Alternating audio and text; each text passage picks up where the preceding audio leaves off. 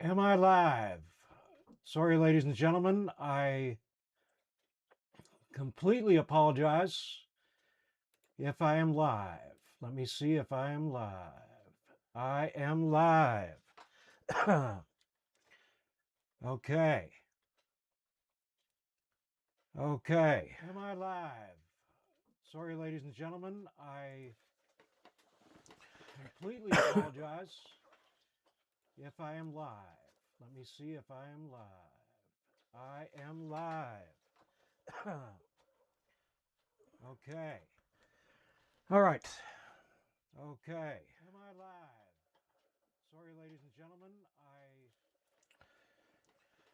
Okay, somebody's in here. Who is that? I'm going to mute myself. Hello, hello. Hey. Oh, hey, Chantel. It took me a minute to get up and running, man. This thing is, it's a thing. I'll tell you that. It's a thing.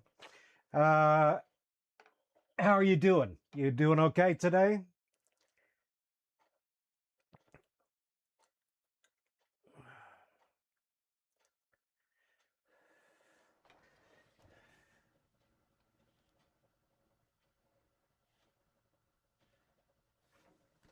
Cool. How you doing today?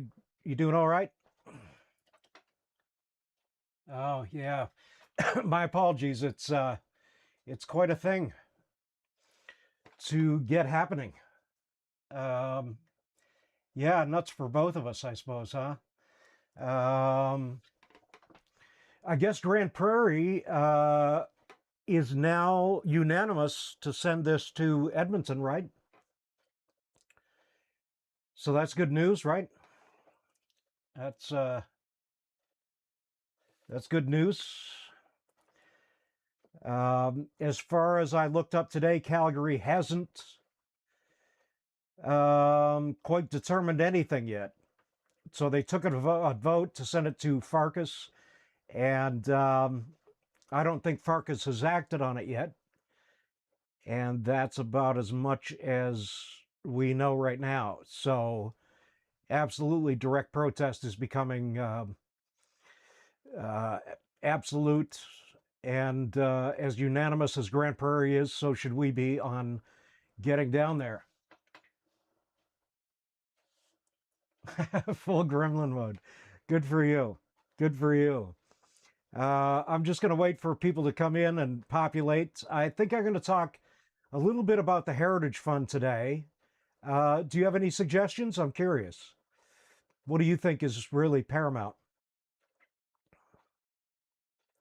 I may eat in front of you as well. I just haven't eaten at all today. I've been out running around, got back, and everything went to shit. So,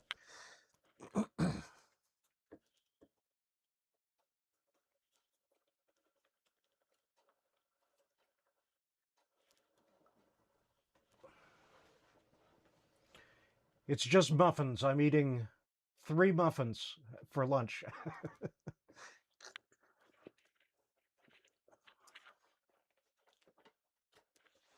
Mm-mm. Not bad. Not bad.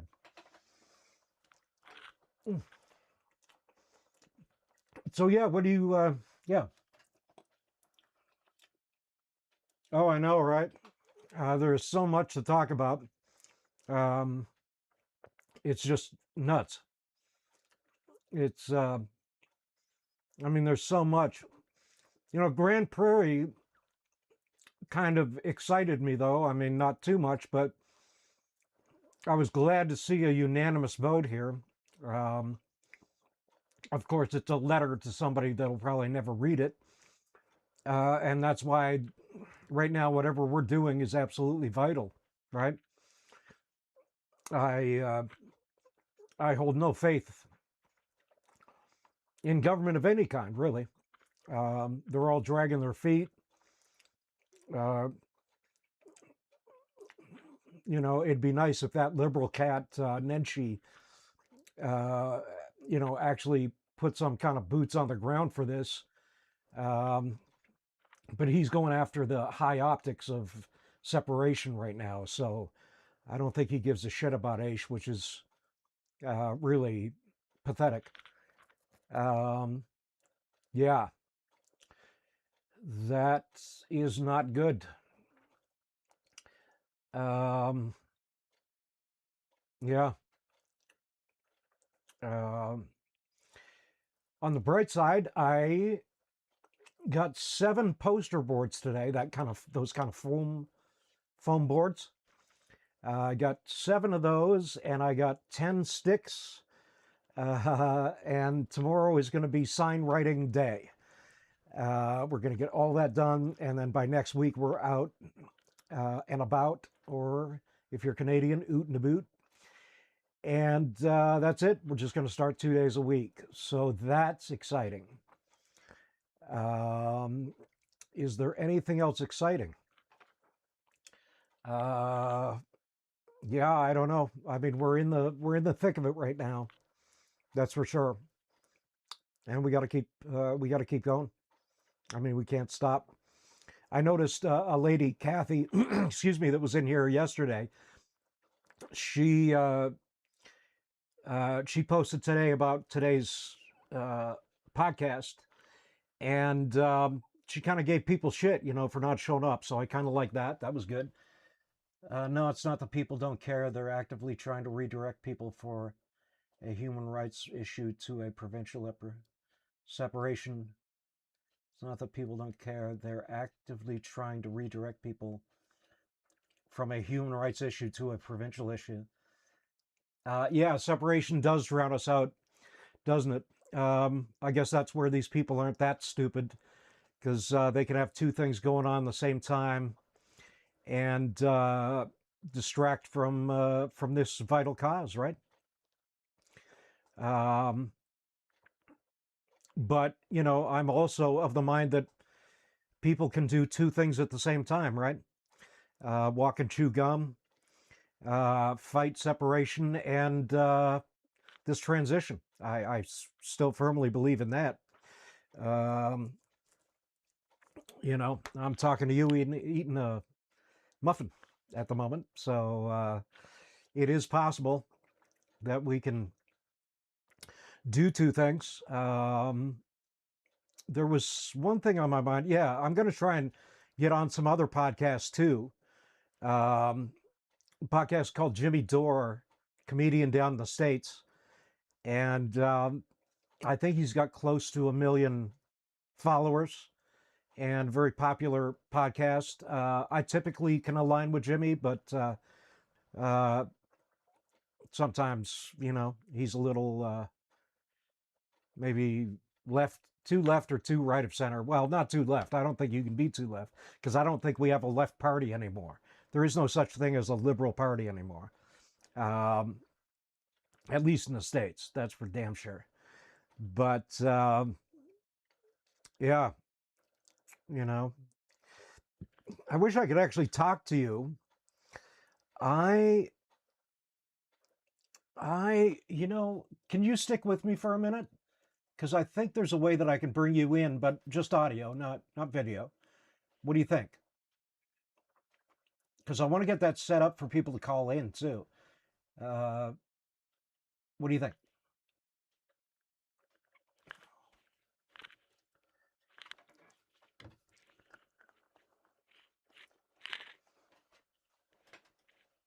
Okay, cool. Um, just give me a minute, because I'll kind of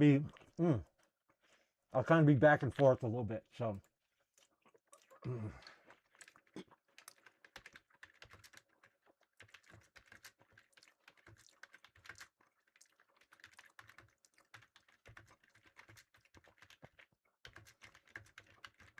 I'm sorry if I'm chomping in your ear. If you can hear that, my apologies completely. Um, invite, copy of link, send colors. Okay. Boy, that seems easy. That seems easy. Okay. If that is as easy as that is, I'm going to try it. It's just the 2 of us. We can make it if we try. Just the 2 of us. So I'm going to open Zoom here. And yeah, I do much better as a drummer than a singer, I can tell you that. So just give me 2 seconds. This looks fairly simple. Um, and we shall see just how simple it is. Um, we shall see. Thanks for sticking with me. I really appreciate it. Um, Chantal, and that's so beautiful of you to do what you did with those cards. I can't believe you did that for us down here. I'm so thankful. You have no idea.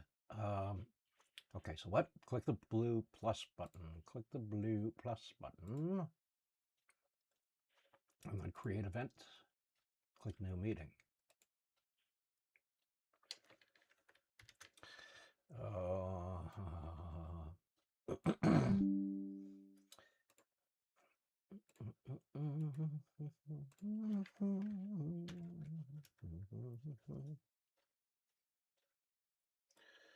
Meet now. Okay, meet now. Meet now. Meet now.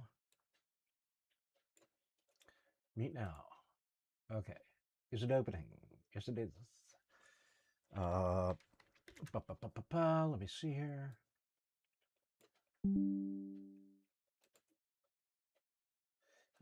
2 seconds. I am getting up and running. I'll just see. Oh, come on. Okay. I bet you that did it. Yes. Okay. Put this. Do this. Click start. Okay. Click start. Click start. Start. Okay. Now what? After invite callers, click participants. Click invite. Click participants.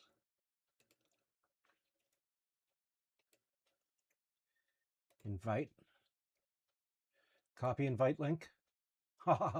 Okay. Okay. I am liking this. Let me go back. There we go. Okay. Okay, so we have 3 people in here. That is awesome. Here is the chat link. I believe now you can click on that. Chantel, do you want to click on that? And just let's see how that goes. You might have the option of no video if you want, click that. Some people don't like that function. But let me see what happens. Back to OBS, okay. And add zoom to your stream. Okay, so hang on. Window capture. Okay, so I gotta go to OBS. My God. Display capture. Zoom.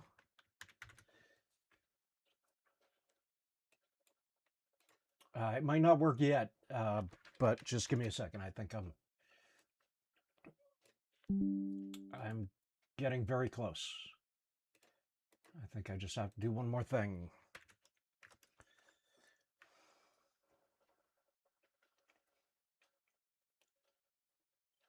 Okay, leave it as is. Click OK. Okay, click OK. Click OK. Okay. Click OK.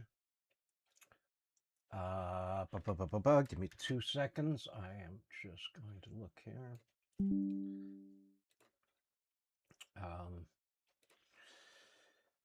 Okay, sorry. Come on. Hello, Gavin. Oh, hey, you're there. Oh my Hello. God, that's awesome. Okay, so you're there, so it works. Yep. Yeah. That's wicked. That is so awesome. Wow. Well, I did something right today. Ha ha ha. Oh, it's all good. Yeah. Um, okay, so just let me get back. I don't need any of this open. I don't need that. Okay. Good. Um, oh, okay, cool. And you're even there. Like you just have audio on, right? Yes. Okay, fantastic. Let me go back. So there's probably going to be some lag, right? Nope, not through this one. There is a little bit of a lag through Through like you. YouTube in this. Right. So Okay. Cool. Well, that's okay then. If there's no lag here, then then it'll catch up in YouTube. You know what I mean? Like we won't be crossing each other that way. So that's good. Um, and so I think there's just the two of us in here. If there's somebody else in here, please say hello. We want to know you're here. We want to rock and roll with some really important information. But I want to wait until somebody's here to, it's not a tree falling in the forest. no worries. Right. Um, so if you're in here, if you show up, immediately say hi, and we will immediately start. Okay, so there's now three people in here. If you don't mind, and you have your YouTube account open, just say hello, and they just dropped off. Good for them. Um, okay, so we're back to you and me.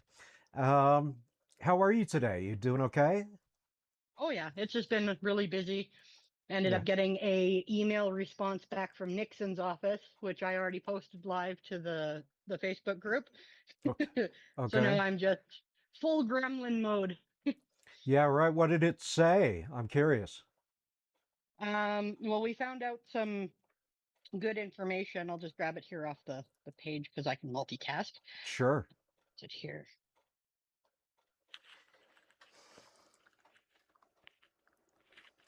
Because I even posted the email itself. So we have some wins. What's now confirmed in writing from the minister. They confirmed that AISH medical review panel decisions to deny eligibility are final and not subject to appeal. We've been saying this for months. Now it's on ministerial letterhead. That document goes into every future submission.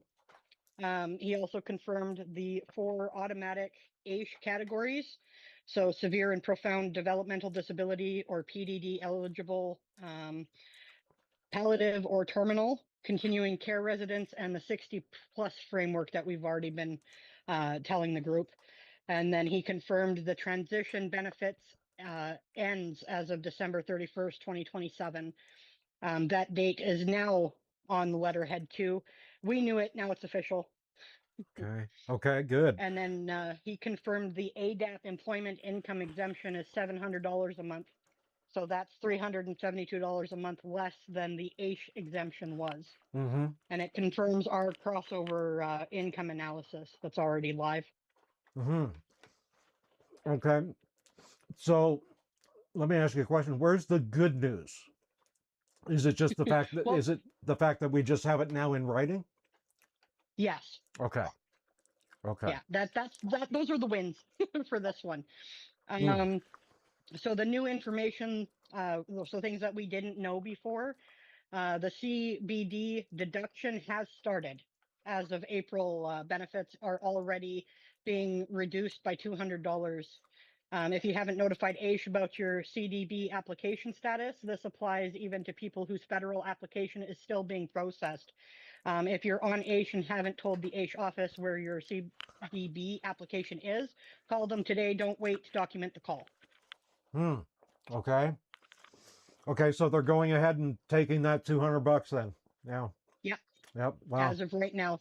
And then Asia is not covering the disability tax credit assessment fee. So the one that you would have to pay to get in, you have to get the disability tax credit before applying for the Canadian disability benefit, Okay. Okay. right? That's something that nobody was openly telling anybody that was applying. So there's a huge backlog, lots of people getting denials because they don't have that benefit or that credit already in place. Right. And we're dealing with people, that don't really, have a hard time understanding their way around the kitchen sometimes. So how the hell are they ever going to understand something this complex, right? I mean, really, Exactly. really, Yeah. you know. The whole system is against everybody. Oh yeah, yeah, yeah, yeah. It's nuts. It's absolutely Yeah. nuts. So the wins are that we have this all in writing now. It's not like we won anything concrete in our favor, except for the fact that now we have it in writing and we know what to fight. Is that? Am I? Yeah. Yeah. Okay. Okay. Uh, well, that's good. Um, that's very good. Uh, and so, wow. So Nixon, like, there's no way to get a hold of Nixon, really, is there? And No. no, and how much would it matter if someone did? With all the bureaucratic shorthand that's going on, probably not much. Not much. No.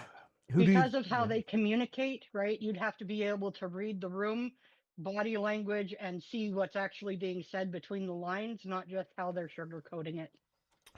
Right. Right. Right. Because Uh. these are people that are trained on how to protect their butts, right? So Mm-hmm. they're not going to give any real answers out. Mm-hmm. Um. So where do you think our greatest punch lies? You know, like who's our Uh, greatest hit? well, right now, what I'm working on is a response to this letter from Nixon's office because there were 7 asks that he didn't answer. He Okay. just kind of talked around them, and I'm like a pit bull with a bone. I don't get, I don't give up. I don't stop. I'm going to keep chewing it until I get my answers. Of course. So what my plan is right now is I'm going to be sending a letter that he can't avoid, and I'm putting a BCC line to everybody that is against the ADAP right now Okay. across like province wide. So Grand Prairie is going to get a call or CC'd from this email. Right. Uh, what's her name? Marie Renaud is going to get an Oh yeah. email as well. Anybody that has publicly said no, we shouldn't do ADAP or deposit, they're all Okay. getting a copy of this email. Okay.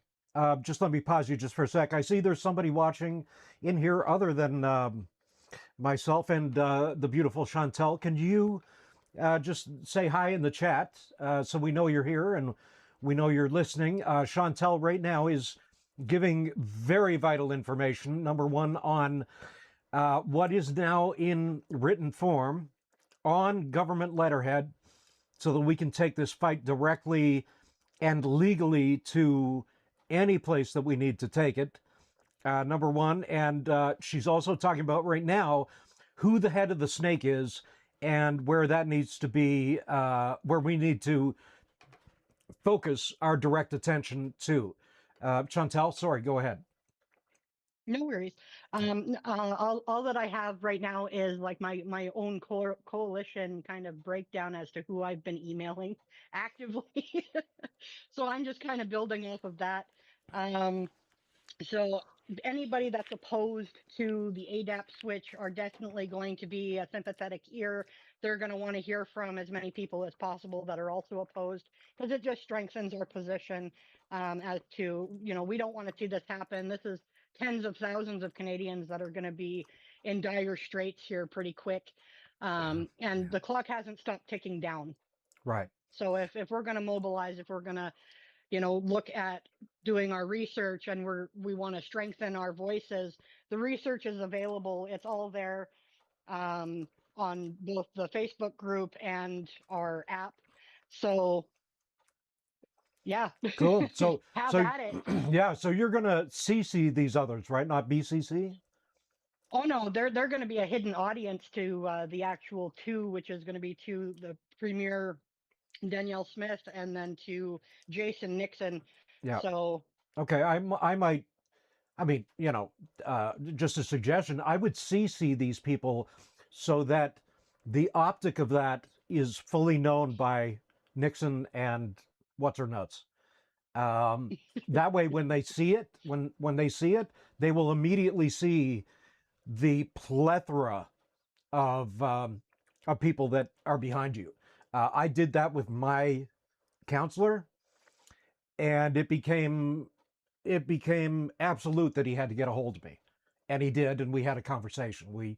I went to his office, but I scared him shitless because there was like a whole viewing audience right there, and people wrote me back replying saying, please let us know how this goes. We're watching this. Gotcha. So, right. So, bam. I mean, all of a sudden I had like a whole gallery of people, and I knew that was making him sweat. I knew it was. So, yeah. But what a great idea. And this is something I think we all could do. I mean, you, me, and whoever else is watching right now. I think we could all do that. I mean, we could literally break the system like Americans trying to get into Canada a couple years ago. Yeah. You know, uh, I really think that's what we need to do, man. We need to bring the heat. We really need to bring the heat. Well, we Uh, definitely need to make them start feeling the discomfort that everybody else is experiencing that are currently on AISH with this looming ADAP switch, which doesn't make any sense. no, well, you mean the transition doesn't make any sense? No, it doesn't. Well, no, it doesn't, but it doesn't from any human perspective. No. But if you're a lizard, um, I say that in all jest. But if you're someone bereft of your humanity and all you have left is your own self interest, I would say there's a great reason to do this. And that is the problem that we have in government. Yeah. The fact that we can't approach our government, we can't get an audience with our government. Our government is behind a firewall. Um, Yeah, and lots of red tape there. That's because they're not for the people. well, they're They're for the not. corporations. The corporations, their own self-interest, whatever that means, right? Yeah. And not only that, but that is actually the inverse to how democracy works, right? Um, and so we can't brag that we live in a democracy. We live in anything from, I don't know, an oligarchy to a light tyranny at the moment, at least in this province. And yeah, it's really, really sickening. But there is hope. I mean, the other thing I just bought, I'll show you this. I just bought 7 placards today and sticks, some fancy sticks. And tomorrow is going to be protest writing day. So we're going to get our signs together. We're going to do a whole writing session, and we're going to start acting next week, because that's what we have left. I think is direct action. Of course, the push that you're doing, and we all can do that. We all can email, every last one of us. But we got to get out there, right? We got to fight. We have to fight. And we have to make them sweat. Somehow they have to sweat. It's got to feel like they're in the gym and that they have no air left in their lungs, metaphorically speaking, right? Yeah. Yeah. And that's why, once again, that's why I'm doing this. And I would love to know who that third person is. You're watching.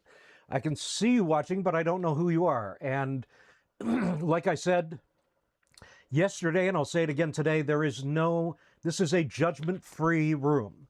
There is I sucked with a large vacuum every ounce of judgment out of this room today before I started this podcast. You can be whatever you are in this space. You can express anything you want, any emotion you want. And everyone in this space will just, I think, hold you, at least virtually, and in their hearts. because this is tough on all of us, man. And if we don't have a space like this, uh, we're going to suffer. And if we think that we're the only ones either doing something or thinking about doing something, well, this proves the case. We're doing something.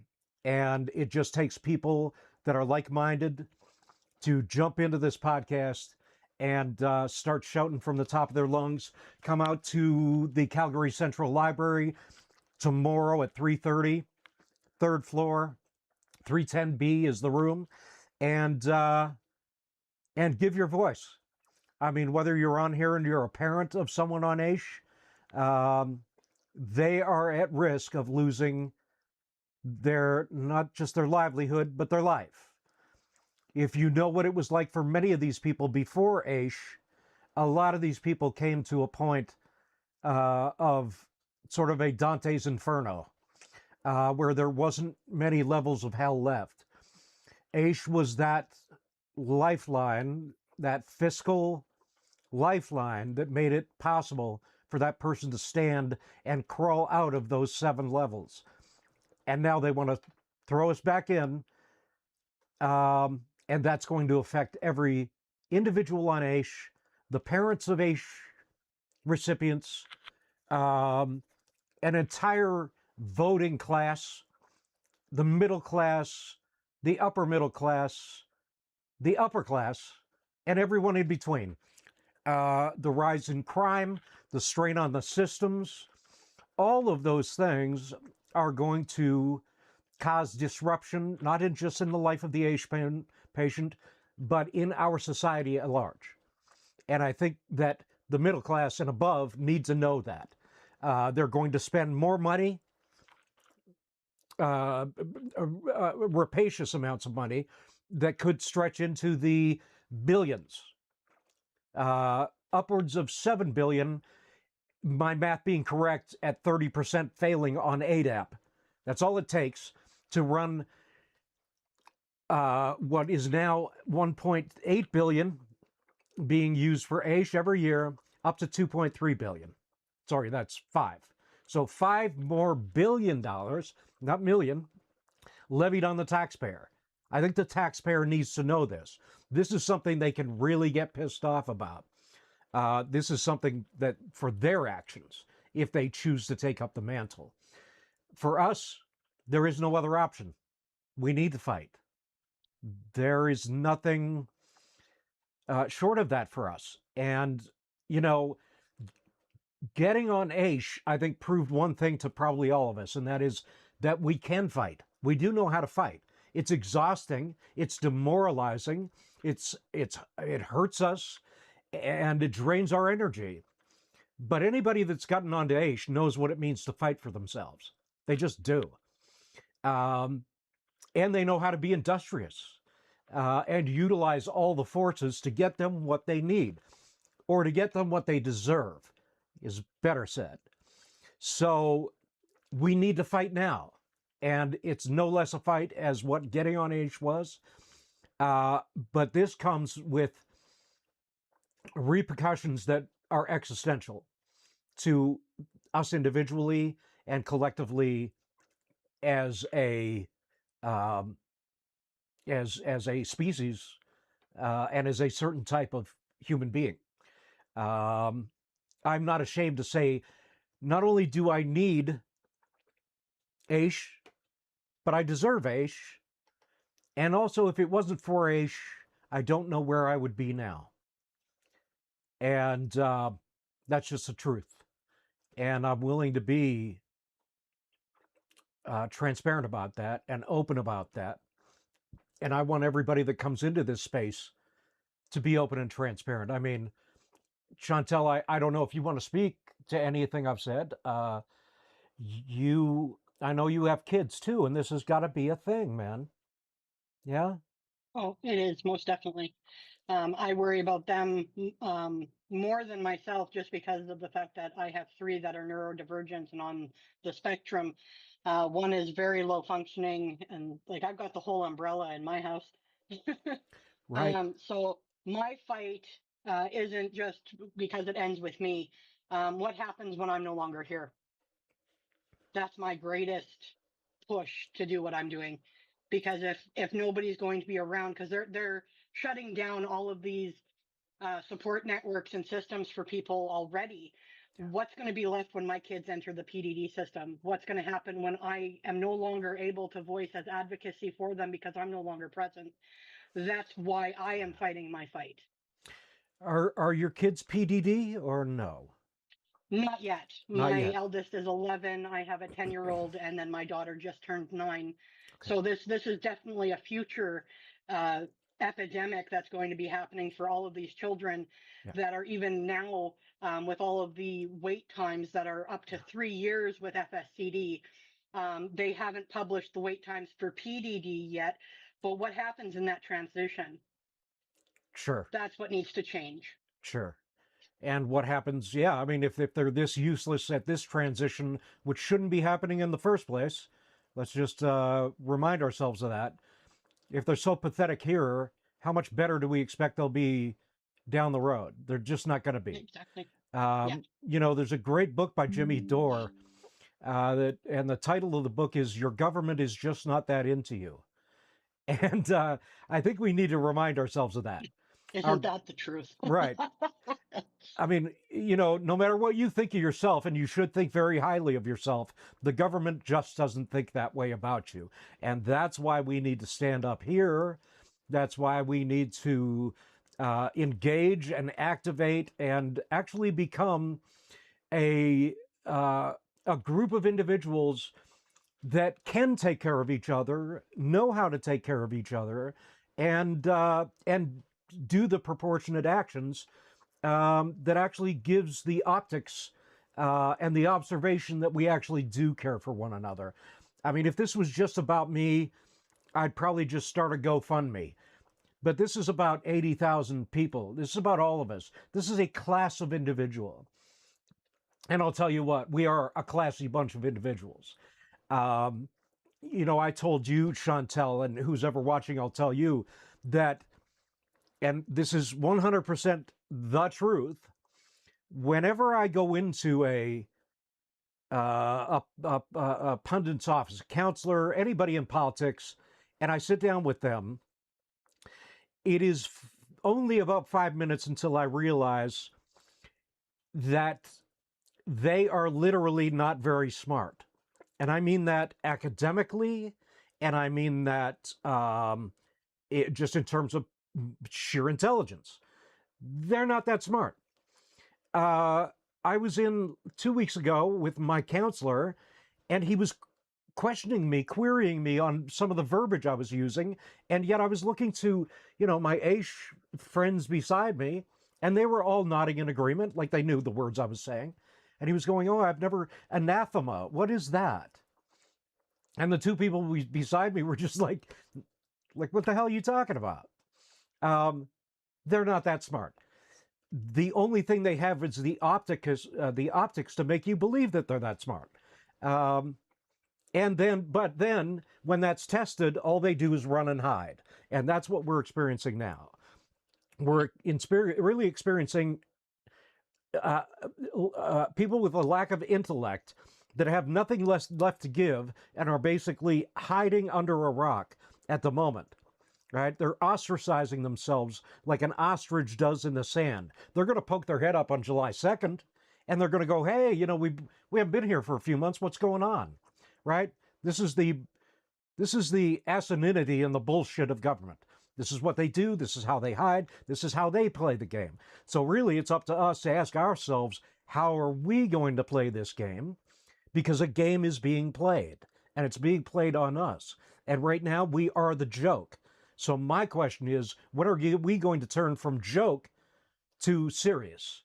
When are we going to become the serious people? We are serious. This is serious to every individual. I mean, the fact that you're going to lose uh, your well-being is a serious matter. And I don't think there's anybody out there listening or, whatever, that isn't going to feel the pain and the sweat and the sheer terror of what July 2nd is going to bring. That is going to be felt by all of us. So we can't just sit around. We can't Just do that. This podcast, of course, and people watching it, I get it. We're sitting around right now, but we're only sitting around so we get up and do something. That's why this exists. This podcast exists for direct action, protest, immediate mobilization.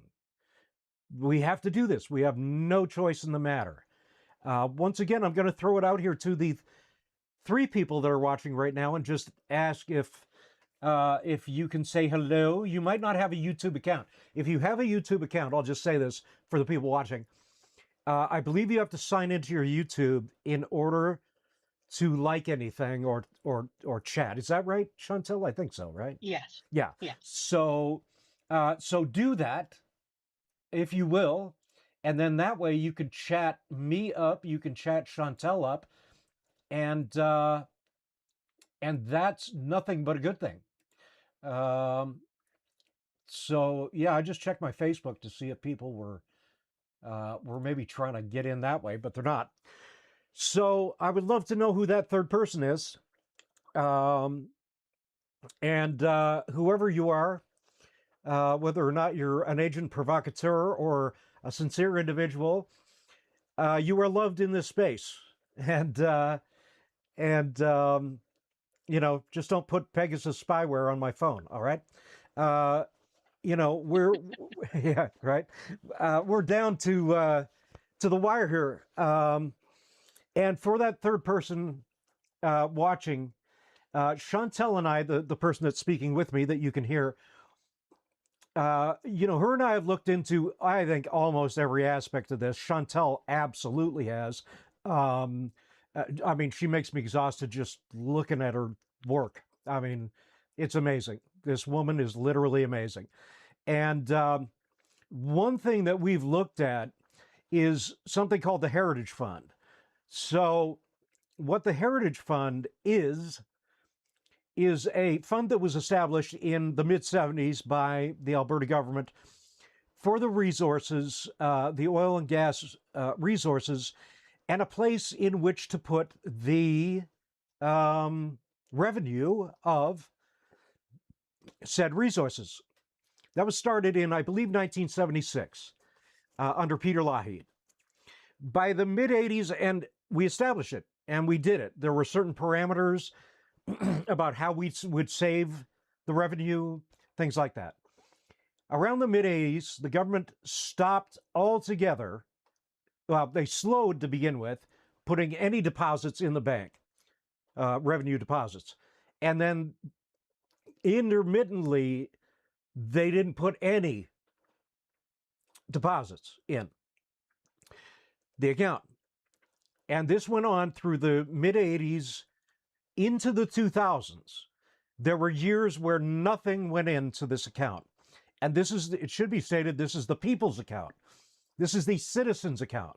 This is an account for the government to have money for infrastructure, health programs such as AISH, things like this.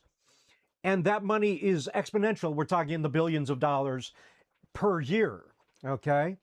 So the government had that money, but nothing went into their account. So my question, or anyone's question, I think, would be, where did that money go? Where did it go? It obviously didn't go into our account, but that money was still being made, right? It wasn't like we stopped making oil or stopped, producing it or getting it out of the ground. We kept doing that. Revenue was being created every day, but no money went into that account. So you have to ask yourself, where'd the money go? Nobody knows that, and that's a problem. That's a big problem. So that's the first thing. The second thing is that Norway, the country of Norway, started their own heritage fund in the mid-90s. They found oil in the 60s, and they started their heritage fund, whatever they call it, in the mid-90s. From the mid-90s, are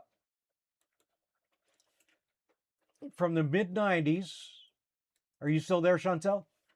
Yeah. Okay, cool. You might be kicked out because I don't have a plan to that, but let me know if you do. I apologize. It's Um, all good. I'll just rejoin. if you can, yeah. If you can, that'd be great. Um, okay, so now it's back to us. So I'm going to stop talking about the fucking Heritage Fund. I mean, Jesus. Oh, it's all good. We can still cover it because if somebody decides to come up later and watches the recording, they'll still get the information that they need, That's true. That's true. even if it's not live. Good point. Great point. Um, yeah. So, okay. So let me get back then to my point. Norway began their Heritage Fund in the mid 90s. Okay. We started ours in the 70s. Theirs started in the mid 90s. We today, as of 2025, I believe, have in our Heritage Fund a total of between 25 and 30 billion dollars. Sounds like Yeah, a lot of 30 money. billion was the last posted amount. Yeah. 30 billion. Yeah. Sounds like a lot of money, doesn't it? Yep. Well, Yeah. 3.5 billion in returns last year alone. Then that's surplus, not deficit. Right. How much? 3.5, so Three. $3.5 billion. Okay. Yeah. Okay. Right. Right. And that's surplus, right? Yeah. Yeah, that's our money, right? So that's fantastic. So we have $30 billion. Sounds like a lot of money. I don't have $30 billion, and I don't think you do either. Nope. But we have to contrast that with something. So I mentioned Norway. We started in the 70s. Norway started in the 90s, putting their deposits in for the revenues of oil and gas. In 2025, Norway has accumulated 1.6 to 1.8 trillion dollars into their heritage fund. Now, they have more people in their country than we do in this province, and this is a provincial thing. The heritage fund is not national, it's provincial. It is for us alone. Norway has more people and less oil. Okay? So now you tell me, if we started in the 70s and Norway started in the 80s, we have 30 billion and they have 1.6 trillion, then where is ostensibly 1.6 trillion dollars?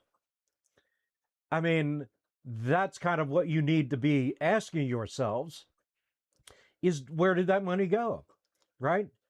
I mean, the difference between $1 billion and $1 trillion is about $1 trillion. Okay? That's how much it is. $1 billion doesn't do anything. It's still 999 billion, blah, blah, blah. Right? So $1 trillion is a lot of money. We have that money, or that money has been made. We can assume that we should at least not be at $30 billion. Now, if you apply that to AISH, and then I should mention this, Norway takes 3% of their yearly deposit for all infrastructure. And they use that 3%, that extraction of 3%, there's still 97% left in their account, the people's account. They extract 3% of that and they use that for all infrastructure, all programming of all kinds. Okay? That's 3%. That's why they continue to grow into the trillions of dollars. Now, if you equate that to what the middle class could potentially get every year at that 1.6 trillion, that's about $8,500 a year that the taxpayer could be getting and hasn't gotten since the beginning of the Heritage Fund. Since the mid 70s, we got $500 once. I remember that. We got $500 once, and since then, nothing. Zero. Okay? Now, does Norway pay higher taxes? Yes, they do, but they have no homelessness. So go figure. You're paying higher taxes, but nobody lives on the street. So the taxpayer isn't living on the street, right? They're obviously still self-sustainable. Their streets are safe. Their middle class can walk the streets at night and not worry, right?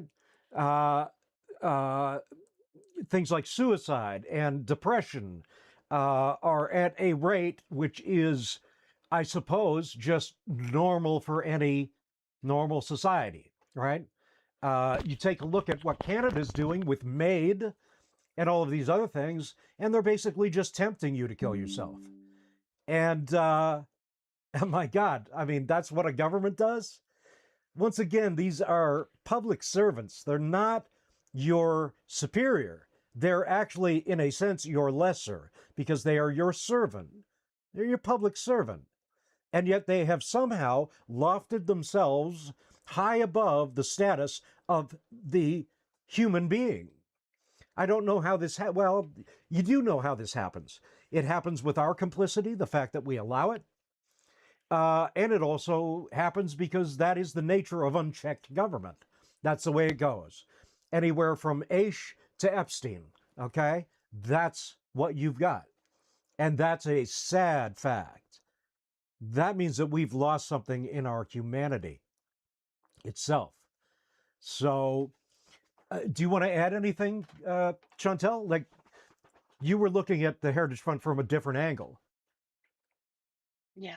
Yeah. Well, I did a follow the money report that kind of takes from there too. Where the money goes in roughly 60 seconds, it doesn't fund programs directly. The fund's investment returns flow the general revenue. So the government can spend the earnings on whatever it chooses. So whether it be roads, tax cuts, corporate subsidies, healthcare, or disability income.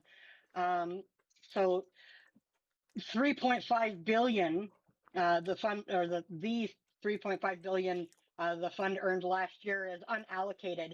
So the government decides where it goes. Wow. And you wonder where that goes, right? Oh yeah. Uh, yeah. Is there any accountability system to know where that money is going?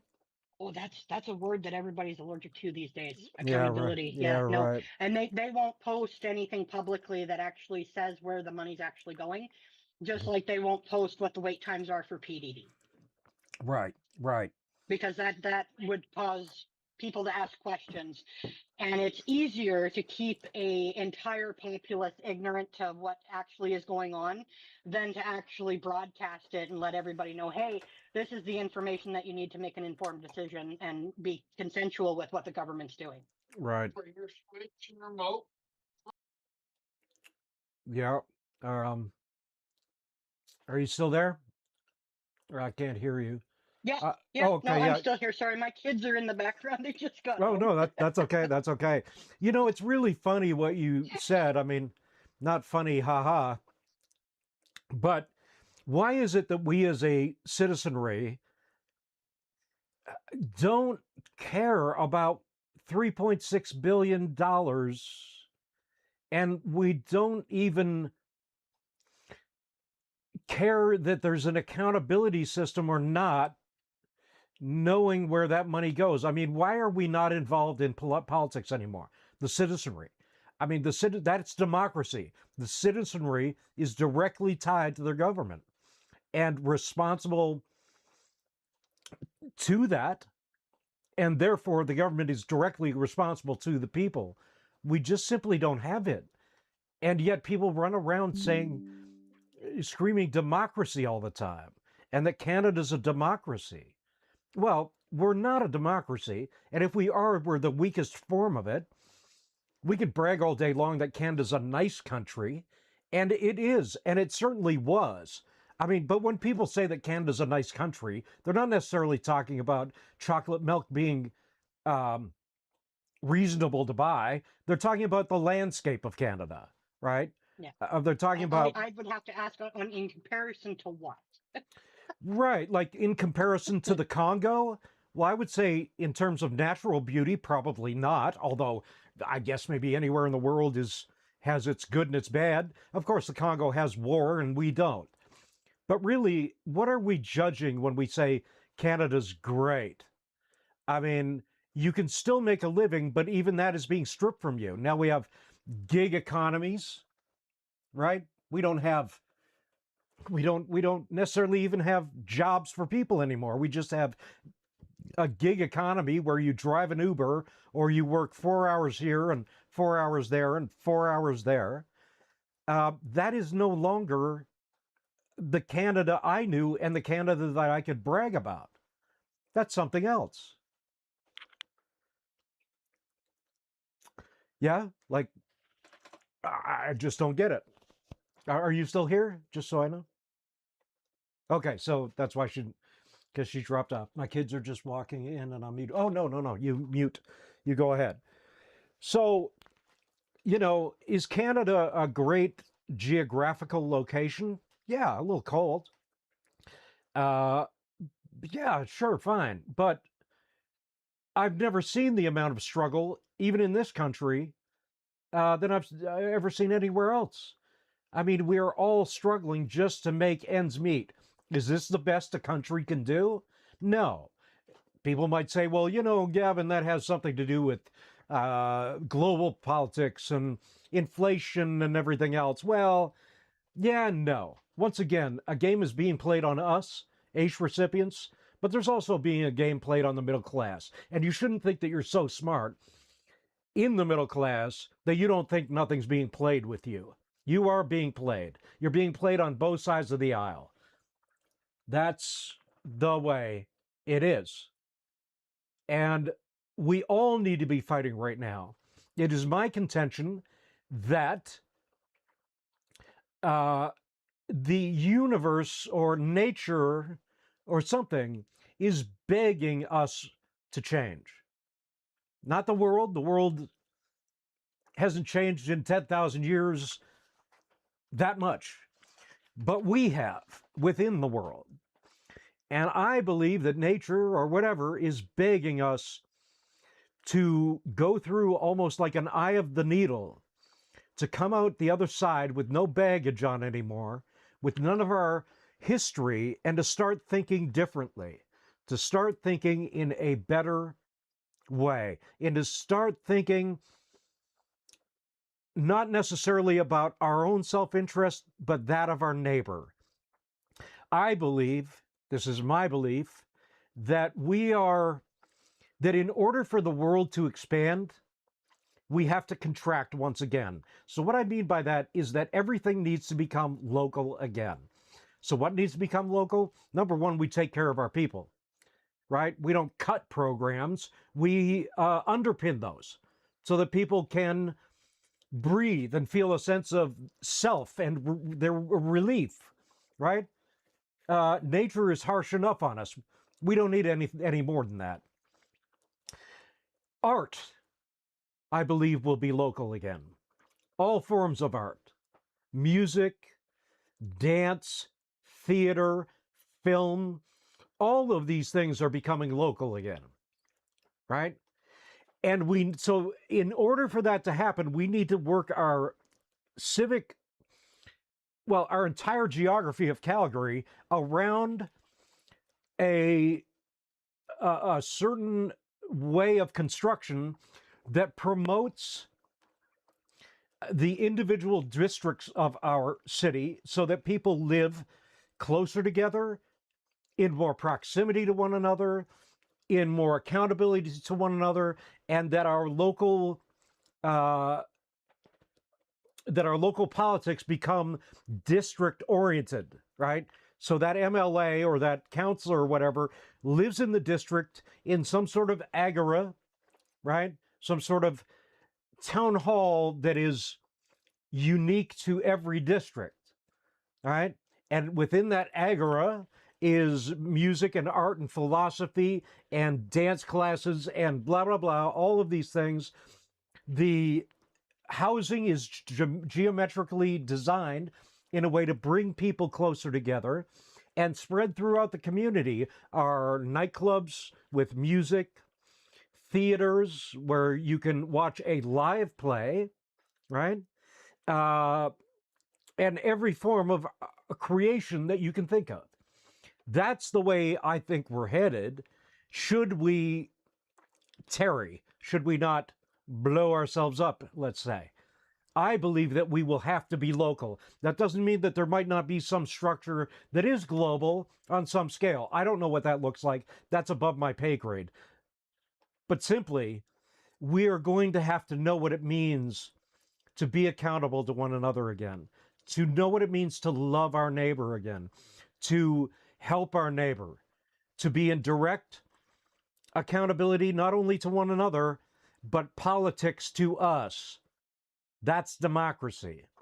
That's what real democracy is. That's the definition of it. Democracy is made up of two Greek words, demos, uh, meaning people, and kratos, rule. So demos kratos, democracy, people rule.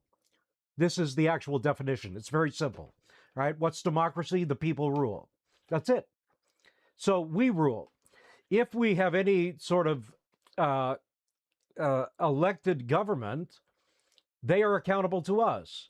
I know that sounds silly because we haven't seen that in God knows how long, but that is what democracy is. So anybody speaking democracy to you that says that we have a democracy doesn't know the definition of the word.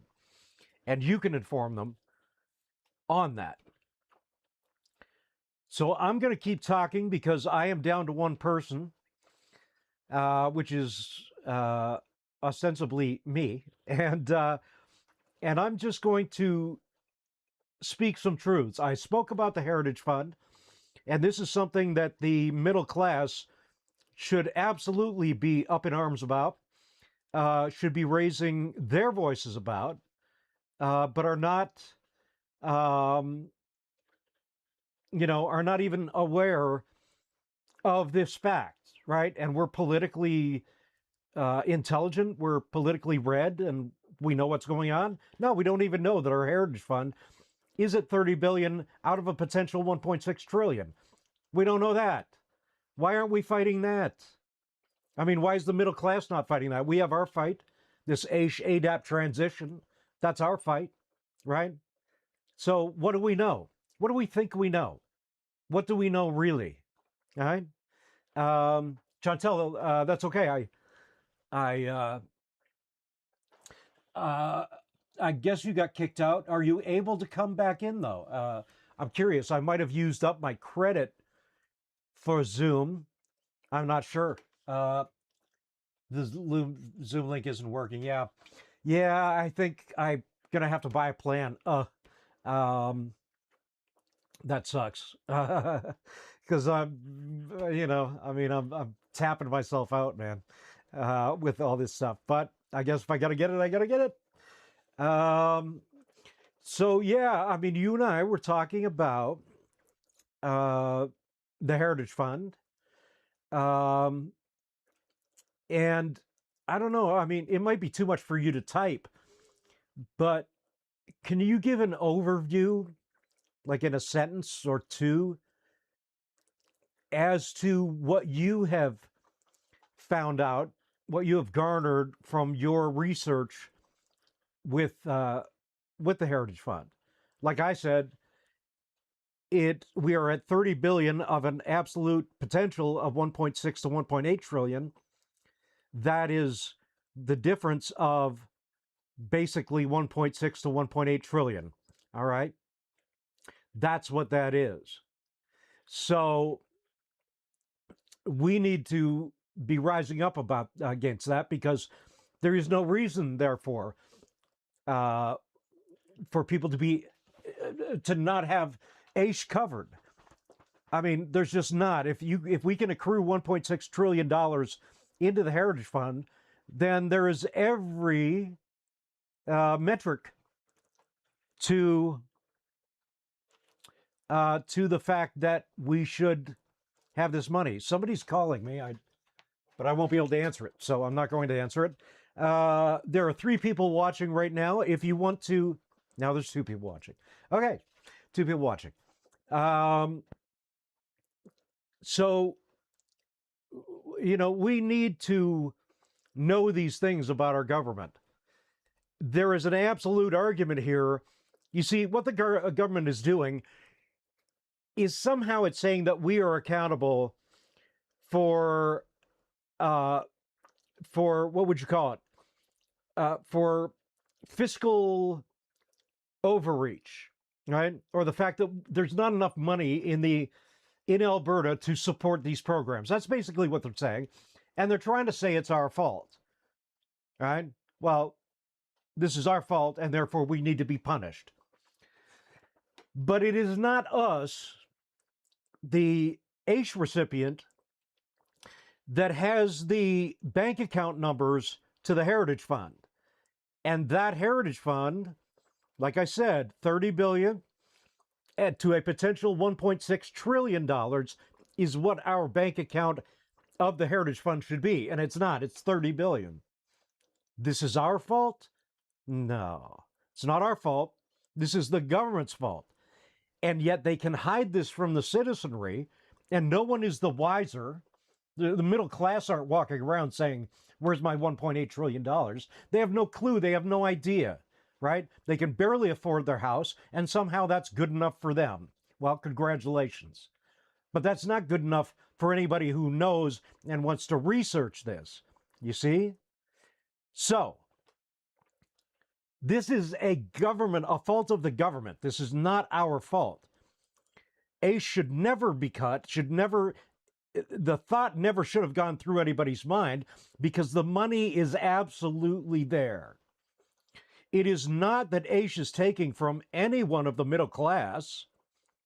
The government is taking from the middle class to the tune of $1.8 trillion. So if you understand that, this is where your argument can be for anyone that says, well, these people are just lazy and they need to go to work and they're, I'm having to pay for these people. Well, number one, we're not lazy, but the argument isn't even there. The argument is that each individual taxpayer at $1.6 to $1.8 trillion is losing ostensibly, every taxpayer, every citizen in Alberta is losing about $8,500 a year in a government check handed right to them that they can stick into their bank account. $8,500 a year has been lost to the taxpayer since the mid-'80s. Now, I don't know what that equates to in terms of hard numbers, but that's a lot of money to every individual taxpayer in Alberta. Every person. Every person. And this is something, once again, when does the middle class move? Only when gas prices go up or they want to separate from Alberta, it seems, right? This is crazy, man. Like, this is how crazy it is. To get your head around this is to sort of have to get your head around the fact that there are billions of stars in the universe. It's kind of hard to comprehend, but it is nonetheless true, you see? So this Heritage Fund thing is something you can defeat anybody with that has this argument.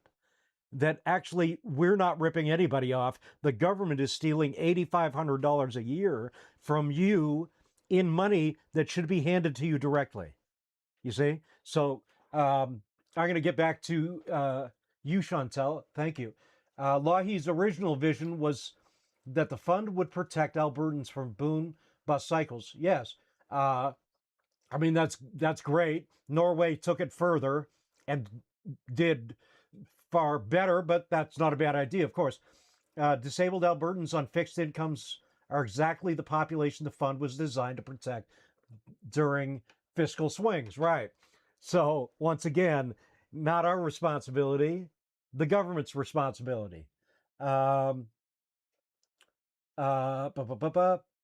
Right? So, fiscal swings. Cutting AISH while the funding earns billions is the opposite of what it was built for. Right. Cutting AISH while the fund earns billions is the opposite, right? So it's creating money, right? Even now, even at its paltry rate, it's still accruing money and it's cutting funding. Like you can't, like that is not rational in any metric, right? Because the money that they're saving is not going to cut taxes or the price of chocolate milk or any sort of austere inflation to where people actually it makes any difference at all. That's not what they're going to use it for. They're using it for another reason. And unfortunately, None of us know that reason, right? That's our transparent government at work, right? So this isn't a question of whether the money is there. The money is there. Thank you, Chantel. The money is there. You see, the money is not there. The money's there. It's already there to be used every year for us, right? Um, it's a question of who the government thinks deserves it. Well, true, but we don't even know where that money is going. So we don't know who is deserving of it, or if anyone deserving of it is actually getting it. We don't know that. There are some infrastructure programs, but there is no direct understanding pipeline of information that I think can directly answer that question. I've looked it up, and there is no distinct uh, pipeline in which that money flows and where we know it all heads. So the fund holds public equities, private equity, real estate, infrastructure. Okay, so the fund holds public equities, private equity, uh, real estate, infrastructure, fixed income, globally diversified. All right, so that they basically invest that money all over the world in different stocks, different bonds, things like that.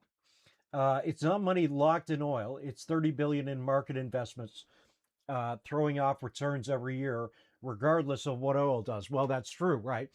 The initial money that we get comes from oil, but then it is invested on a global basis, and the return from that investment is what we get back. The argument remains the same. Norway did it to 1.8 trillion, and we have 30 billion, right? So, agreed, totally agreed. It is going to cost the government and taxpayers more money. Yes, well, that's the other thing that people don't understand. So, what the taxpayer doesn't understand is this. Number one, you talk about a UCP government that doesn't like communism or any and even looking like it's communist, right? No impressions of communism with the UCP. However, this program is going to accrue a bureaucratic cost of approximately 46 to 48 billion dollars, million dollars a year. Sorry, $48 million a year. All right, over what it already costs in bureaucratic cost. Right.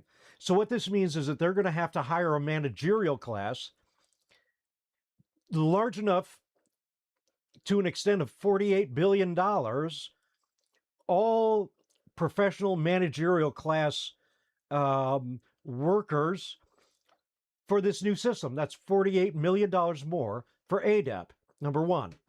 Number two, the issue is they can say that they're going to save money because, of course, they're going to save money on the people they either kick off the entire program, AISH and ADEP, or they're going to save money in downsizing the amount that we get per month, right? The $200, let's say, and things like that. $200 to 80,000 people. I would love somebody to do the math. That should be easy to do. Well, no, because you got a lot of. But Chantel, if you want to do that math, that's $200 for every AISH recipient at about 80,000 AISH recipients. If you want to do that math, I'd be curious. So they say they're going to save money there. But here's what happens under austerity. Austerity is this transition, right? It is a form of deprecation or degradation to the society. There is every reason to believe, because we know this from history, we know this from statistic, analytics, academia, we know it from everywhere we can get resources, that when you throw a population into precarity, austerity, that population will indeed suffer. And what that means to us on AISH is really comes down to our existential presence on the planet, whether or not we can literally survive.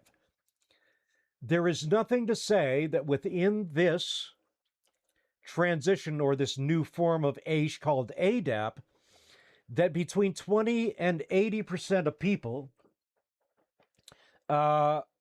will fail, meaning that their lives will fail. They won't be able to sustain themselves with no money, therefore becoming a burden on a system, a greater burden on that system.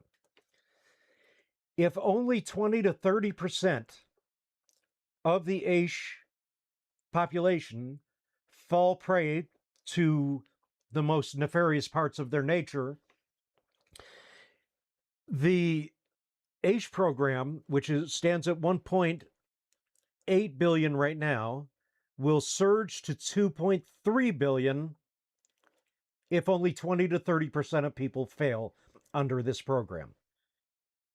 So, what is that? That's not saving, because there is nothing to say, although we have history basically to determine the fact that 20 to 30% of people will fail. So when 20 to 30% of people fail, the government will be spending 2.3 billion a year on AISH. So how can they say they'll be saving? They will not be saving. They will be spending more. You see? All right? So there is a hint of where this is going. And although I don't want to sound conspiratorial, okay, so 16 million. So they're going to save. That's pathetic, really, isn't it? I mean, they're going to save 16 million by clawing back 200, right?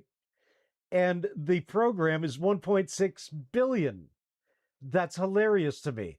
So once again, the difference between 16 million and 1.6 billion is about 1.6 billion. Okay? There really is no difference.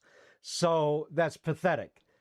So they're not really saving money if they want to say they're saving this. And if they're saving it there, they're spending $48 million more per year on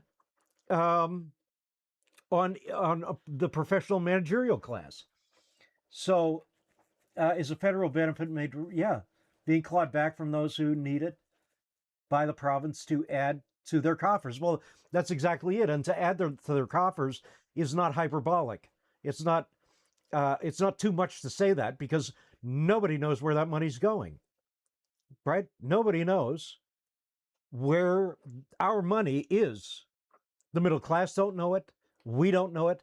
Nobody knows that. So to put it back into their coffers is the absolute correct way to frame this. Yeah. I mean, wow, right? And it's a federal benefit. That's right. It's not coming from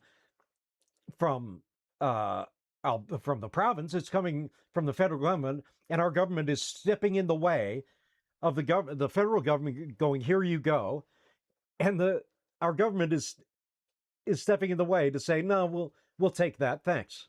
You see what I mean? I mean, in any other metric, that would be the greatest ignorance someone could do to you, and you would basically just grab them and throw them out of the way.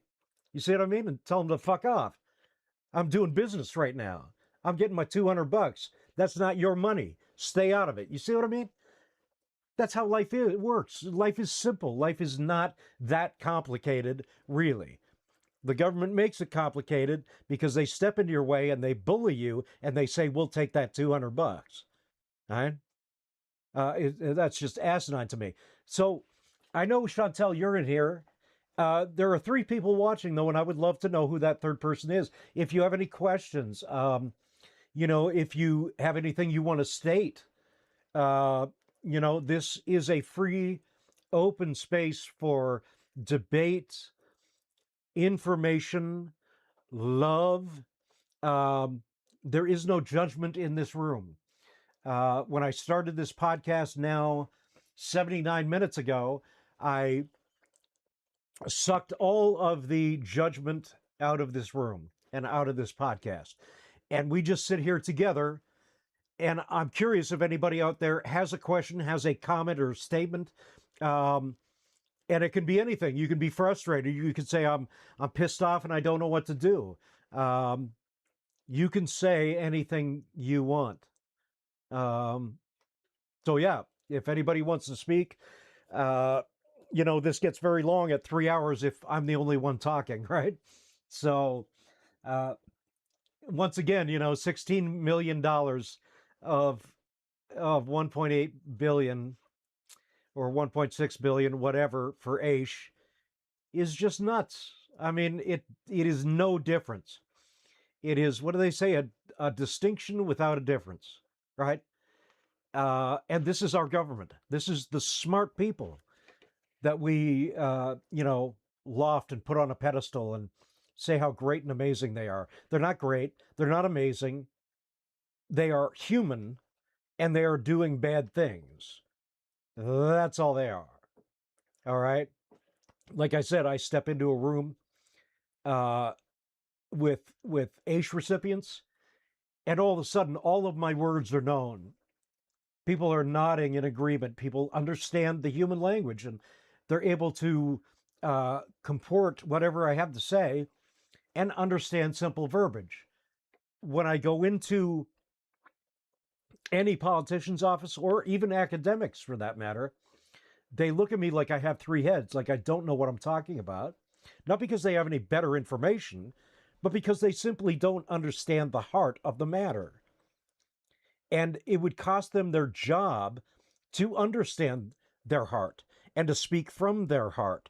I just talked to a lady on the phone with Aish 2 days ago, and I went off on her in a very respectful manner, but I stated my points and I pulled no punches, and she was in total alliance with everything I had to say. But I did say to her, I said, because all she would say is, "Yep, no, I get it, I get it, I understand it." And I told her, I said, "Look, I understand that your job precludes you from being honest and speaking the truth today." I said, "So I'm not expecting you to do anything else but go, oh, yeah, yeah, Even though that's all she could do, at least I knew she was being sincere. And I told her, I said, "I hope when you go to bed tonight, not only do you think about this, but you find it hard to sleep." I said, "I don't wish harm on you. That's not my point. My point is that 80,000 people right now are losing sleep, right?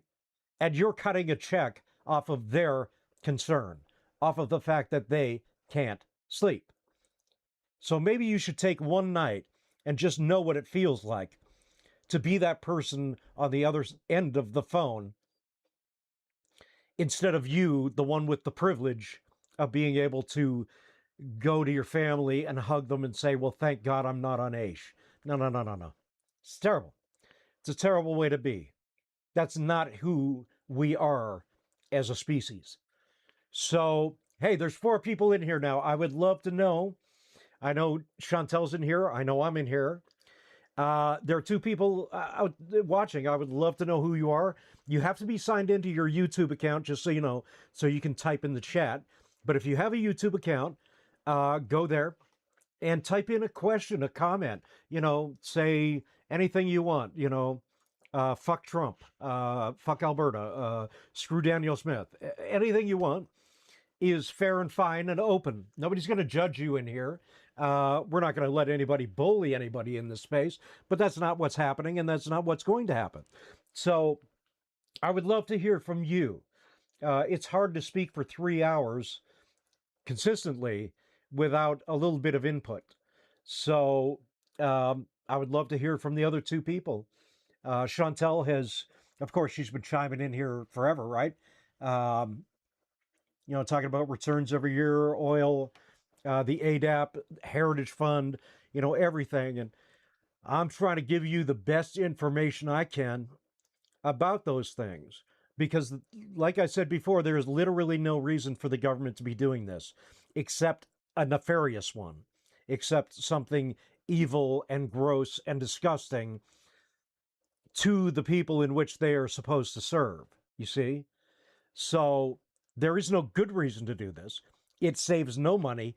It actually costs billions more per year under this new ADAP, right? So And that's the truth. They have no metric, they have no argument, and they actually have none. Meaning that there is no statistical argument, there is no argument from psychology, uh, there is no academic argument. They have no argument. They have no statistics. They have nothing that would prove their case. And all we have on our side is all statistic, all psychological understanding of what this means to our class of individuals. This is um, this is the weight that we carry. I mean, this is the great weight that we can walk into a room and destroy an entire room with. This is knowledge, and knowledge is power, and power is change. I hate to sound colloquial when I say that, but these things are true, right? Knowledge is power, and power is change. But you got to use your power. You got to get out there. You got to do something. Okay, so let me get to this. Founded by their father, Pat Nixon, in 1984, is a street ministry. Okay. Uh, for the homeless, according to the organization's website. Yeah, there's a lot going on there, right? Chantel, there's more than meets the eye there. I'll tell you that much.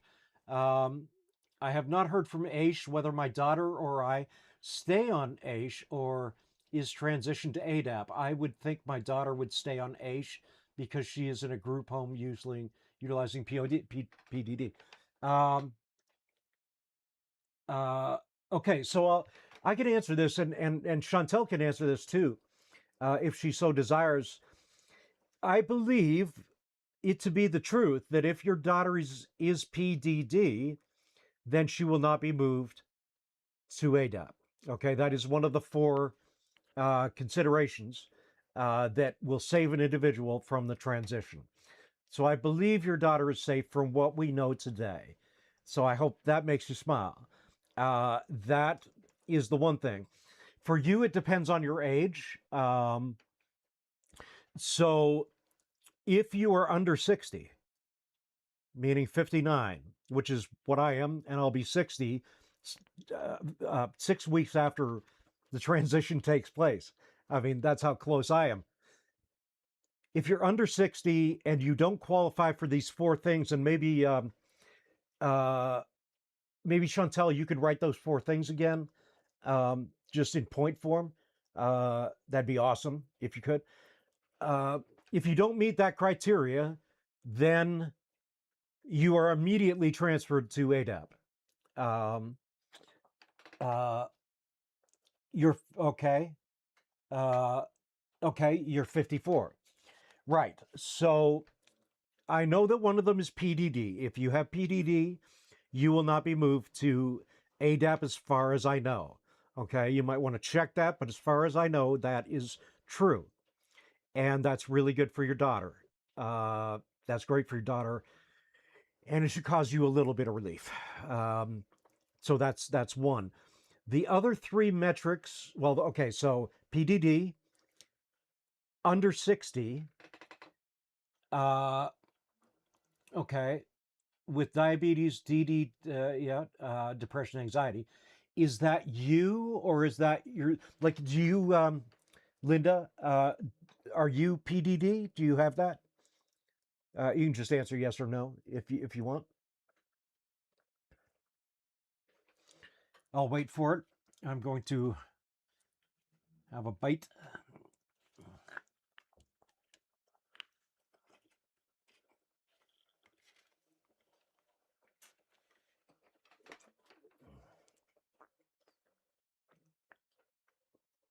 Okay, so, mm-hmm.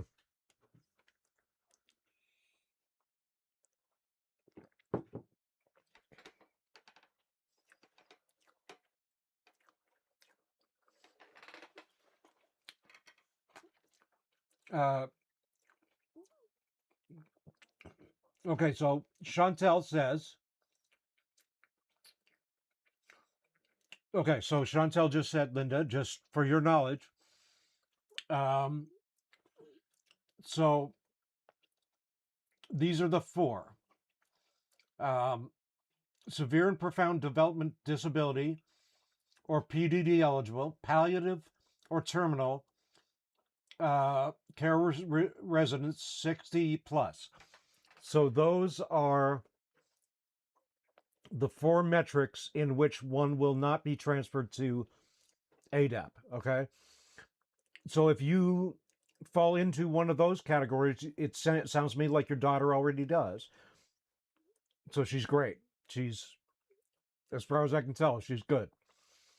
If you fall into one of these categories, PDD eligible, palliative, I obviously it doesn't sound like it. Continuing care, perhaps, and the fact that you're 54 doesn't quite work yet. But if you fall into any one of those, then you will stay the course of the transition. You won't have to worry about it. That's what we know to be the case today.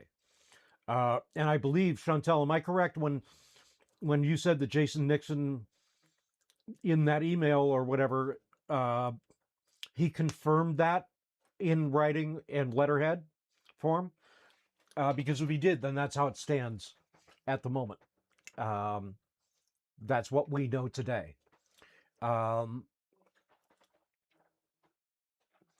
Right. And so this is, Linda, this is why we fight. This is why I have this podcast, because it's people like yourself and people like me, yeah, who will not fall into these categories, although we are certainly challenged to the point of not being able to sustain a livelihood. So this becomes our fight now. This is our fight, and we have to fight. There is nothing left for us. I know Chantel was going to put out a succinct letter, or is putting out a succinct letter to Jason Nixon and what's her nuts up in Edmonton. I can never remember her name, but I'm thankful I don't remember her name. You know who I'm talking about. That's one thing that we can do. Okay, that's something that actually everyone can do. Yeah. Okay. Thanks, Chantel. That is direct action. But what I'm doing here in Calgary, I don't know where you are, Linda, but I'm in Calgary. And what I'm doing is tomorrow I will be hosting at Calgary City Hall, or Calgary Central Library, sorry, downtown behind City Hall, 3:30 to 4:30, room 310B, just so everybody knows. This will be one of our final get-togethers for protest action in terms of getting people together. So I have the signs here already. We're going to get our creative juices flowing, get our creative hats on. And tomorrow in that room, we're going to start writing the nastiest signs we can write. And from there, our next step is to protest twice a week outside of City Hall or any governmental building where there is traffic, where our optics, the observation of us will be undeniable, and people will have to stop and take notice of what we're doing. That kind of heat is one of the only ways you can defeat government. When they start to sweat, when you start calling them by name, when you start calling them out of City Hall and telling them to get their ass down onto the street to protest with you, that's where they start to feel this, right? Getting a little, right? And that's how they have to feel. That's what this is. It is the way for people to come together and to engage together for a single purpose. Is it 100% sure that it will work? No, but I can tell you what is 100% sure to work: doing nothing. Doing nothing is 100% assured to work against us. That I can tell you. I wish I could be there. I live in, okay, hey, you don't have to be in Calgary. Our love extends out to you. Our understanding extends out to you. You know, you are loved. You need to know this. You are loved and cared for by at least 80,000 people. We are all in this together. This is us. This is a sadness that each one of us carries because we are simply human. And we're not going to carry that. It's impossible to not carry that. And we carry that for our brothers and we carry that for our sisters. I mean, anything you can do, write emails. You know, obviously you have internet, so that's great. Write emails, you know, kick the crap out of servers, make those servers crash so that once again you make them feel a little bit of this, right? Under the collar, right? Where they have to come out. They have to give an account for themselves. They can't stay hidden. I will come on. I have an employment barriers report that covers a lot of issues people will face. I have an employment barriers report. Okay. Yeah. Can you share that in here, Chantel? Uh, People might want to take a look at that or click on it if you can do that. Um, Linda, you know, just so you know, I mean, especially someone like Chantel has done so much work for us. It is crazy. I mean, Chantel is doing everything she can uh, for this group of 80,000 people. She has written extensively on this. She has PDFs, information forms, I mean, analysis. The list goes on and on what Chantel has done. It's simply amazing, stunning.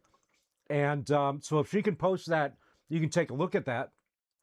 And, you know, at least you get an understanding of what can go on. But I want you to know you're loved. I want you to know that because, you know, you can be out in rural Alberta thinking that nobody cares, that you're alone, and you're not. You're simply not. We're all fighting this together. Um, and it's hard on everybody. It really is. I don't know what more to say about that than to tell you you're not alone. I mean, you're not. And as soon as you say you're in rural Alberta, I mean, my heart just sinks, you know, that I don't know how close you are to people, you know, that are like minded, um, you know, for your cause, for our cause. Um, but anyway, I extend myself to you, you know, um, and thank you for everything. I shared the link to the APP and the Facebook group. It's all available there. Okay. To the app. Sorry, I think you meant app. I shared the link to the app and the Facebook group. Can you share the Facebook group here, Chantel? That'd be awesome. Unless you already did and I missed it. Um, that's amazing. You see, I mean, people are working. People are working nonstop right now. Nobody is making a dime. I just put out another $100 today on signs and everything else. I mean, you know, we're all doing everything we can.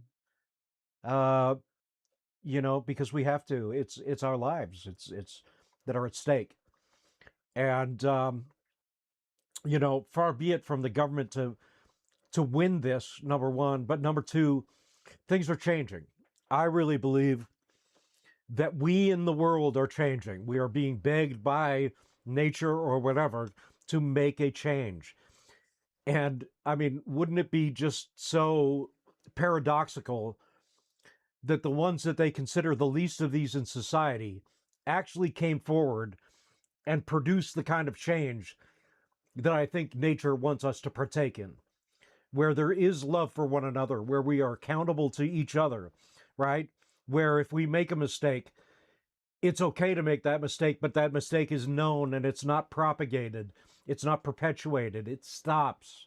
You see what I mean? Um, yeah, Linda, boom, there you go. I mean, there's your power, right?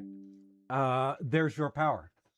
Um, that is what you can do. And nobody would ask you to do more than what you can do. And you will gain strength. Of course, there will be days where you'll probably say, my God, I can't, you know, this isn't working, nothing's working. But once again, we don't know what's working or what's not working. any revolution in history happened under circumstances that no one could predict. So people fought like we're fighting now. Things were being done, and people were screaming and shouting, but the actual trigger for the revolution was not known until that trigger presented itself. And sometimes it came, well, most of the time, it came from the most unlikely of sources. And if you don't mind, I'll share a little bit of history of what I mean by that. Sorry, I just kicked my phone. I'm going to put that back. Hopefully that's good. There is a story from history. I believe it was 11th century, 12th century. And the king had raised the taxes again. I'm just looking at myself here in real time. Give me a second. I just want to make sure I look good.